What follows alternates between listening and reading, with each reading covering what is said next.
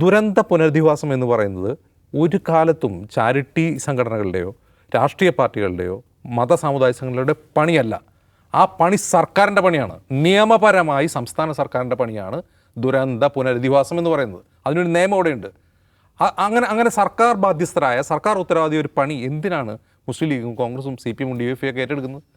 ഇത് സർക്കാരിനെ കൊണ്ട് ചെയ്യിപ്പിക്കാനല്ലെങ്കിൽ നമ്മൾ ഉയർന്ന ജനാധിപത്യ ബോധമുള്ള രാഷ്ട്രീയ ബോധ്യമുള്ള ആൾക്കാരാവുന്നത് എങ്ങനെയാണ്? നമുക്ക് ചാരിറ്റി തോന്നാം, നമുക്ക് സഹാനുഭൂതി തോന്നാം, നമുക്ക് സങ്കടം തോന്നാം, അതൊക്കെ ശരി. ഇത് CMDRFലേക്ക് ആ പണം കൊടുത്ത് സർക്കാരിനെ കൊണ്ട് അത് വൃത്തിയായിട്ട് ചെയ്യിപ്പിക്കാനല്ലേ പ്രതിപക്ഷ ഭരണപക്ഷ രാഷ്ട്രീയ കക്ഷികളും മറ്റ് സമുദായ സംഘടനകളും യുവജന സംഘടനകളും ചെയ്യേണ്ടത്? ഇപ്പോൾ നോക്കുക, ദുരന്ത പുനരധിവാസത്തിൻ്റെ ആദ്യഘട്ടം മുഖ്യമന്ത്രി അല്പം ഈ തെരഞ്ഞെടുപ്പ് പ്രഖ്യാപനം ഉദ്ഘാടനം ചെയ്തു. അതിലൊരാൾ ഇപ്പോൾ താമസിക്കുന്നുണ്ടോ? ഉദ്ഘാടന മഹാമഹം നടന്നു. ഇനി അത്രയും വീടുകൾ അവിടെ നിർമ്മിക്കുന്നുണ്ട്. എത്ര കോടി രൂപയാണ് സർക്കാർ ചിലവാക്കുന്നത്? അതിൽ ഒരു വീടിന് എത്ര ലക്ഷം രൂപ ചിലവാകുന്നുണ്ട്? അത്രയും ലക്ഷം രൂപ അവിടെ ആവശ്യമുണ്ടോ ഒരു വീട് പണിയാൻ? ഒരുപാട് ചോദ്യങ്ങൾ കിടക്കുകയാണ്. ഒരു വീടിന് എത്ര ലക്ഷം രൂപ ചിലവായി? ഈ ചോദ്യങ്ങൾ ചോദിക്കണ്ടേ? ഒരു ടെൻഡറും കൂടാതെ, ഒരുപാട് പെട്ടെന്ന് ഇടിപിടിയുന്നല്ല വീടുണ്ടാക്കിയത്, ഒരു ടെൻഡറും കൂടാതെ എന്തുകൊണ്ടാണ് ഒരാളെങ്കിലും സൊസൈറ്റിക്ക് അത് ടെൻഡർ കൊടുത്തത്? എന്തുകൊണ്ട് ടെൻഡർ നടപടികളിലേക്ക് പോയില്ല?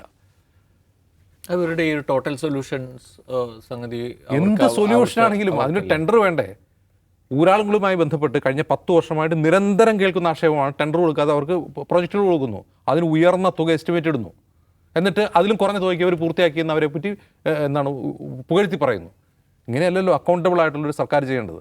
അപ്പോൾ സർക്കാർ നിയമപരമായി ചെയ്യേണ്ട ഒരു പണി അവരെ കൊണ്ട് ചെയ്യിപ്പിക്കാതെ ഈ രാഷ്ട്രീയ കക്ഷികൾ, സന്നദ്ധ സംഘടനകൾ, ചാരിറ്റി പ്രവർത്തകർ ഇതൊക്കെ കൂടി ഞങ്ങൾ ഏറ്റെടുത്തോളാം, ഞങ്ങൾ ചെയ്യാം.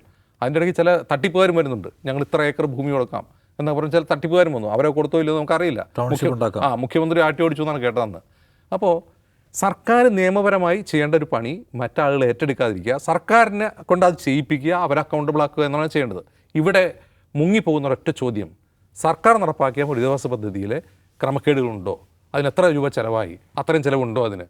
തുടങ്ങിയ കാര്യങ്ങൾ ഓഡിറ്റ് ചെയ്യപ്പെടുന്നില്ല എന്നുള്ളതാണ് ഈ വിവാദങ്ങളുടെ ആകത്തുക. അവിടെ രക്ഷപ്പെടുന്നത് സർക്കാരാണ്.